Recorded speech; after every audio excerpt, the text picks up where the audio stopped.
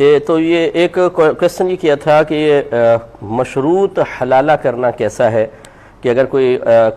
کسی خاتون کو شوہر 3 طلاقیں دے دیں تو دوبارہ اس شوہر کے پاس جانے کے لیے یقیناً دوسرے شخص سے نکاح کرنا ہوگا اور باقاعدہ جسمانی تعلق بھی قائم ہوگا۔ تو اب یہ کہتے ہیں کہ اگر کوئی یوں کنڈیشن لگائے دوسرے شخص سے نکاح کرتے ہوئے کہ دیکھیں تمہیں بعد میں طلاق دے دینی ہوگی، اس شرط پہ ہم نکاح کر رہے ہیں، اور وہ یس کر دے اور پھر ان کی نکاح ہو جائے اور تعلق جسمانی بھی قائم ہو، تو کیا یہ حلالہ صحیح ہے؟ اور وہ عورت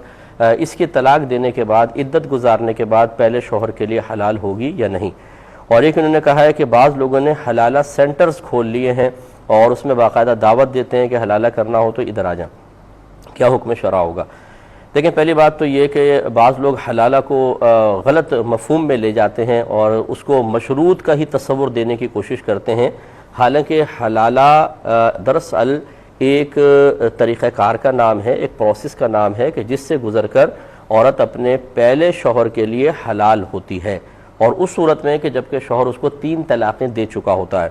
3 طلاقیں دینے کے بعد دوسرے شوہر سے نکاح اور اس کے بعد تعلق جسمانی سے پہلے یہ عورت پہلے شوہر کے لیے کبھی حلال نہیں ہو سکتی۔ اللہ تبارک و تعالی نے قرآن عظیم میں ارشاد فرمایا کہ فَإِن طَلَّقَهَا فَلَا تَحِلُّ لَهُ مِن بَعْدُ حَتَّى تَنكِحَ زَوْجًا غَيْرَهُ، کہ پھر اگر یہ شوہر اپنی بیوی کو تیسری طلاق دے دے تو یہ عورت پہلے شوہر کے لیے اس وقت تک حلال نہ ہوگی جب تک کہ اس کے علاوہ کسی اور شخص سے نکاح نہ کر لے۔ اور یہ بخاری کی روایت موجود ہے کہ ایک خاتون نے جن کے شوہر نے ان کو 3 طلاقیں دی تھیں، پھر انہوں نے ایک اور شخص سے نکاح کیا اور ابھی جسمانی تعلق قائم نہ ہوا تھا کہ انہوں نے عرض کیا رسول اللہ صلی اللہ علیہ وسلم یہ صورتحال ہے اور میں چاہتی ہوں کہ اپنے شوہر کی طرف لوٹ جاؤں، پہلے شوہر کی طرف۔ سرکار نے فرمایا کہ نہیں، ایسا نہیں ہو سکتا جب تک کہ تم اپنے دوسرے شوہر کا اور وہ تمہارا کچھ شہد نہ چکھ لے۔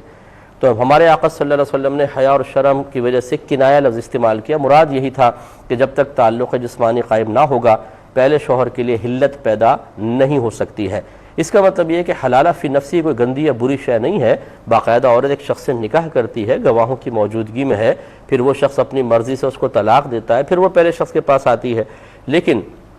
اس کو مشروط کرنا غلط ہوگا۔ میرے آقا صلی اللہ علیہ وسلم نے ارشاد فرمایا کہ محلل اور محلل لہو پر اللہ کی لعنت ہوتی ہے۔ یہ ایک حدیث ہے، محلل حلالہ کرنے والا، محلل لہو جس کے لیے حلالہ کیا جائے، یعنی کہ شوہر کسی شخص سے کہ یار تم حلالہ کر دو، میری بیوی میرے لیے حلال ہو جائے، وہ کہے چلو ٹھیک ہے، اور وہ مشروط دیکھو تم بس فوراً طلاق دے دینا، وہ کہتا ہے ٹھیک ہے۔